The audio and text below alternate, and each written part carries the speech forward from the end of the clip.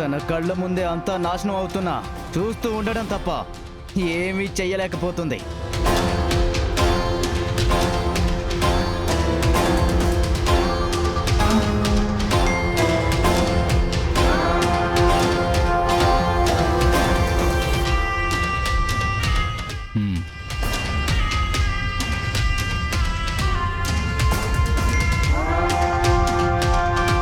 ఇంకాసేపట్లో కేడి చావుకేక జేడి ఏడుపు నాకు వినిపించబోతున్నాయి.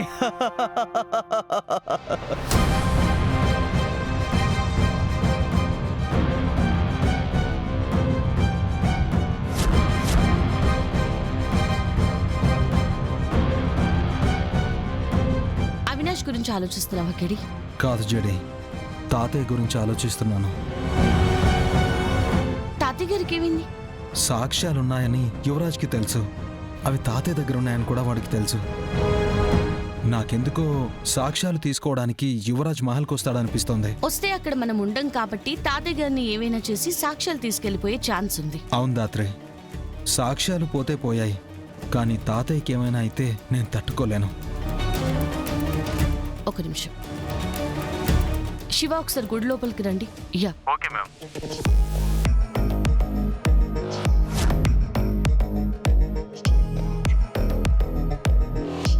హలో మేడం, చెప్పండి.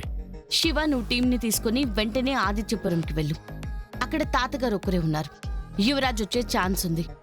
వెంటనే మీరు అక్కడికి వెళ్ళి మేము వచ్చే వరకు తాతగారిని సేఫ్ గా చూసుకోండి. ఓకే మ్యామ్, వెళ్ళండి. శివ వాళ్ళు వెళ్ళి తాతగారిని సేఫ్ గా చూసుకుంటారు. లెక్కేడి, నువ్వేం టెన్షన్ పడకు.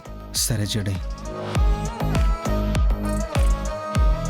Ramya, come in. Yes ma'am. Menon Avinash వాళ్ళు ఎక్కడైనా స్పాట్ అయ్యారా? ఇప్పటి వరకు ఎక్కడా లేరు మ్యామ్. మన టీం టెంపుల్ చుట్టూ ఉన్నారు, ఎవరికి ఇంకా కనిపించలేదు. ఓకే, ఎక్కడైనా స్పాట్ అయితే నాకు వెంటనే ఇన్ఫార్మ్ చేయండి. Okay ma'am. మినిస్టర్ని బెదిరిస్తే అవినాష్ బయటికి వస్తాడనుకున్నాం. అయినా కూడా రాలేదంటే నువ్వు అన్నట్టుగా వాళ్ళు ఇంకేదో ప్లాన్ చేయబోతున్నారు జడి. మామూలుగా అయితే వాళ్ళు ఏం ప్లాన్ చేసినా పెద్దగా ఆలోచించేదాన్ని కాదు. చుట్టూ ఇంతమంది జనాలున్నారు. ఆ అవినాష్ వల్ల ఇంకొక ప్రాణం కూడా పోకూడదు కేడి. అంటే మనం అవినాష్ మీనన్ ఏం చేయబోతున్నారో కనిపెట్టాలి. పద వెళ్దాం.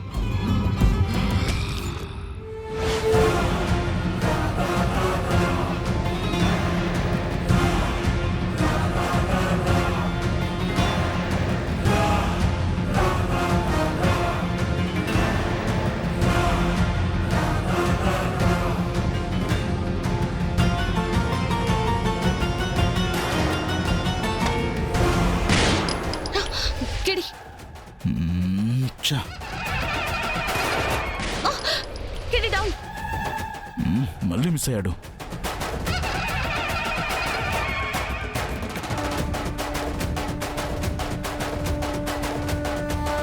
కేడి, వాడు నిన్ను మాత్రమే షూట్ చేస్తున్నాడు. అయితే నేను దూరంగా వెళ్ళిపోతాను. నేనిక్కడే ఉంటే నన్ను షూట్ చేయాలని చుట్టూ ఉన్న జనాల్ని షూట్ చేస్తాడు. చుట్టూ ఏం షూట్ చేయడు కేడి. వాడికి ఫైరింగ్ లైన్ క్లియర్గా ఉంటుంది, తప్పించుకోలేవు. ఒక నిమిషం.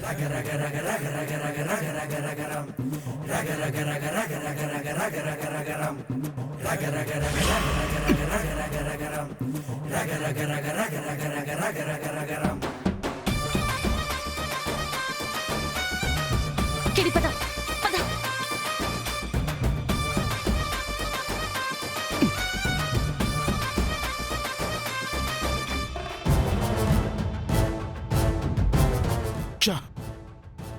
మిస్ అయిపోయాడు.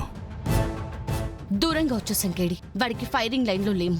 అయితే అవినాష్ ప్లాన్ ఫస్ట్ నన్ను చంపి ఆ బాధలో ఉండగా నిన్ను చంపడం అన్నమాట.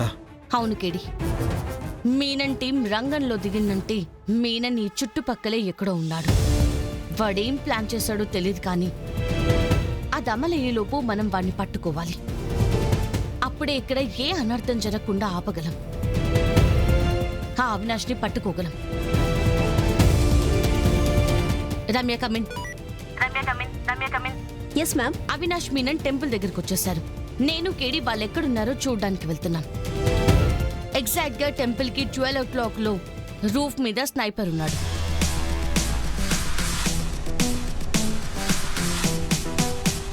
Neutralise him. Understood ma'am. కెడిపద. మిస్ అయ్యాడు. సరే, వాడి సంగతి మేము చూసుకుంటాం. నువ్వు వాడు ఎక్కడ కనిపించినా కాల్ చేసే. సరే బాయ్. ఏమైంది బాయ్? కేడీ మిస్ అయ్యాడా? అవును. చో, కాదు, ఆ జేడీనే మిస్ అయ్యేలా చేసింది. బావా, ఆ జేడీ గురించి ఇంతమంది ఇన్ని రకాలుగా చెప్తున్నారు. నాకెందుకో భయంగా ఉంది. పద బావా, ముందు ఆ పని చేయండి. దుబాయ్కి వెళ్ళాక జేడీని ఏం చేయాలో ఆలోచిద్దాం. భయపడుతూ నేను బ్రతకలేనురా. నువ్వు బ్రతకాలి అనుకుంటే నువ్వు ఇప్పుడైనా వెళ్ళిపోవచ్చు. నేను జేడీని చంపకుండా ఇక్కడి నుంచి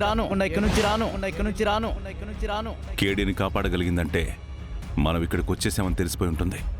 అంటే మన కోసం వెతకడం మొదలు పెట్టేసి ఉంటుంది. జాతరలో దీపావళి మొదలు పెట్టేసే టైం వచ్చింది అవినాష్.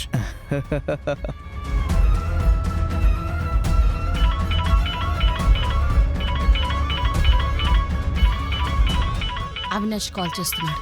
లిఫ్ట్ చేయి. ఏంటి అవినాష్, నేరుగా వచ్చి తేల్చుకుంటావనుకుంటే పిరికోడిలా వెనకుంటున్నావు. నేను నీ కళ్ళ ముందే ఉన్నా జేడీ. నువ్వు చూడలేక నేను దాక్కున్నానంటే ఎలా? ధైర్యం వెనక భయాన్ని దాచినట్టు, మీ నాన్న వెనక నువ్వు దాక్కున్నట్టు, ఇప్పుడు మీనన్ వెనక దాక్కుని మాట్లాడుతున్నావు. ఏంటి, ఈ మాత్రం కనిపెట్టలేననుకున్నావా?